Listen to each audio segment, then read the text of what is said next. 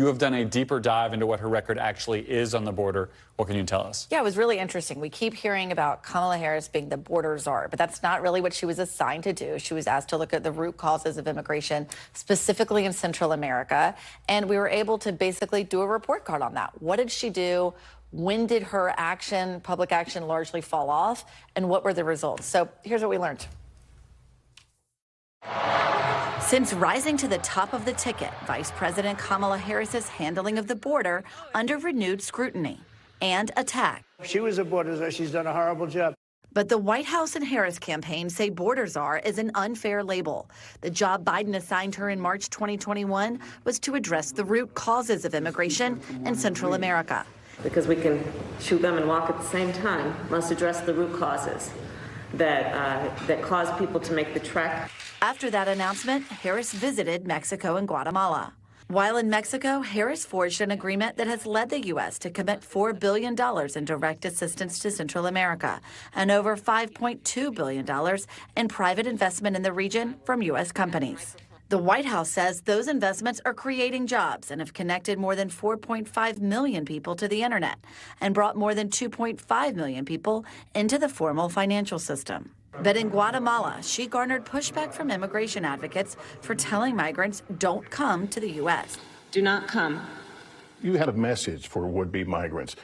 Don't come. Why should they believe you when they know that people are getting in? The people who are here for generations, or if we know the history of Guatemala for centuries, they want to stay. They don't want to leave, but they need opportunity. They need assistance. Also pressed by NBC's Lester Holt about why she hadn't visited the border, a criticism from Republicans. So this whole thing about the border, we've been to the border. We've been to the border. You haven't been to the border. And I haven't been to Europe. 2 weeks later, Harris made a trip to El Paso, where she toured border facilities. After that trip, Harris's public-facing work on immigration largely fell off. She made one more Central American trip for the inauguration of Honduras's new president in 2022 and held 2 in-person meetings with the presidents of Mexico and Guatemala in D.C. Since Harris's work began, immigration from Guatemala, El Salvador, and Honduras has fallen dramatically, from over 86,000 in March 2021 to just over 25,000 in June 2024. But some experts say Harris shouldn't get much credit for that. How much credit can Harris take for that decline from Central America? I don't think that immigration has been one of her top priorities. Andrew Seeley is the president of the nonpartisan think tank Migration Policy Institute.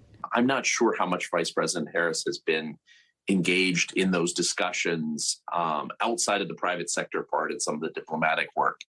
In the meantime, migration from other parts of the world, including Venezuela, China, Central Asia, and Sub-Saharan Africa, are all on the rise. Harris's immigration record traces back to before she became VP. As California Attorney General, she regularly met with Latin American officials to fight organized crime.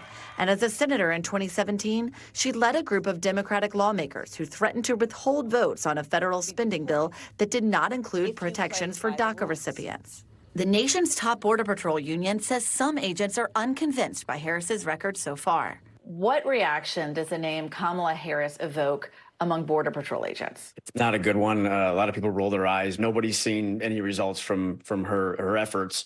Meanwhile, on the campaign trail, Harris is defending her immigration record, pointing to her work combating transnational crime as California AG and the Biden administration's border security bill.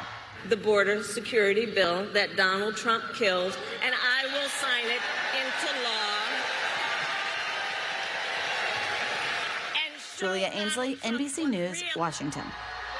So, Garrett, you know better than anyone that the Trump campaign is not going to stop beating up on Harris for her immigration record. But I did think it was interesting to look at how she did lead to billions of dollars of U.S. money investment in Central America. And by and large, those countries have seen a decrease, although the people we spoke to said that has more to do with policies that allow some of those people to apply for protections from their home countries and not be able to apply for asylum when they cross illegally. Did your reporting give you a sense of how, if she's elected, she might address this issue? Would she take some of those same lessons to the other trouble spots you saw on the map, or would it be a more border-focused immigration policy to the degree that makes sense? I think what's changed so much since 2021 when she got this assignment is that this style wouldn't really work anymore, because now we're getting migrants from all over the world. It's hard to imagine how you'd have that investment strategy in China, Venezuela, sub-Saharan Africa, and to have it have this same effect. So I think that's a real challenge for her going forward. All right, Julia Aisnley, thank you for sharing your reporting and your expertise with us. Thanks for watching. Stay updated about breaking news and top stories on the NBC News app or follow us on social media.